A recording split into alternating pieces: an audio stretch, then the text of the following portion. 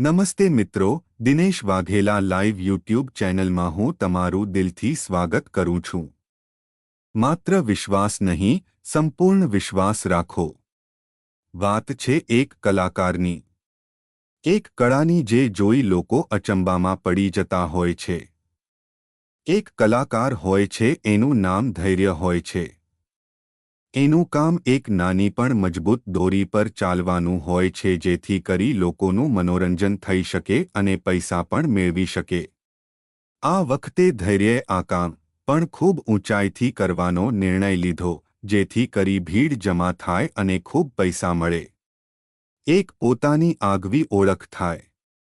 બાકી આવા નાના મોટા રોડ શોમાં તો બધું વળી રહ્યું। આખરે એ દિવસ આવી ગયો। ધૈર્યએ 3 માળ સુધી પહોંચાય એવી એક મજબૂત દોરી બાંધી અને પોતાના સંતાનને પણ સાથે લીધું। હવે જ ખરાખરીનો ખેલ જામવાનો હતો। જેવો દોરી પર ચડ્યો, પોતાના સંતાનને ખભા પર બેસાડી થોડીવારમાં તો નીચે ભીડ જામવા લાગી। લોકોએ તો પોતાના ખિસ્સામાંથી ફોન નીકાળ્યા, ફોટા પાડવા લાગ્યા અને વિડીયો પણ ઉતારવા લાગ્યા।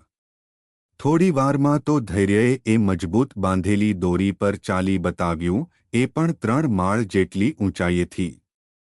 જ્યારે ધૈર્ય નીચે આવ્યો ત્યારે લોકો તેને ધેરી વળ્યા અને વાહ-વાહના ગુણ ગાવા લાગ્યા।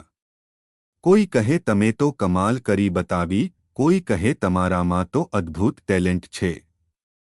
એ જ સમયે ધૈર્યએ પણ ટોળાને એક સવાલ કર્યો, શું તમને મારા પર એટલો વિશ્વાસ છે? આ જ કરતબ હું બીજી વાર કરી બતાવીશ।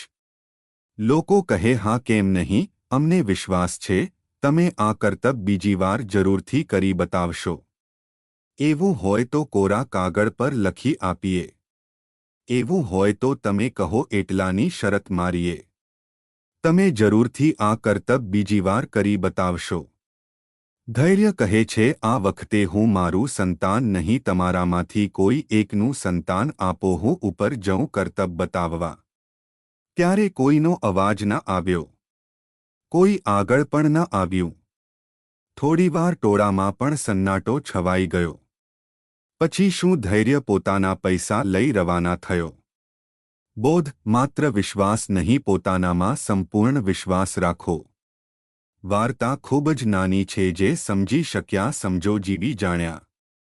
કોઈના કોઈ વાર્તા કશુંક કહી જતી હોય છે, આપણા ઉપર જાય છે કે આપણે કઈ વાતનો કેવો તારણ કાઢીએ છીએ। મિત્રો, જો તમે આ વિડિયો વધુ લોકોમાં ફેલાવવા માંગતા હો તો આ વિડિયોને લાઈક કરો, કેમ કે આ વિડિયો બીજા લોકો સુધી પહોંચે। મિત્રો, આજનો આ વિડિયો કેવો લાગ્યો તે મને કોમેન્ટમાં કહી શકો છો અને તમારા મિત્રોને આ વિડિયો શેર કરો। ચેનલને સબસ્ક્રાઇબ કરો। ફરીથી મળીએ નવા ટોપિક સાથે। ધન્યવાદ।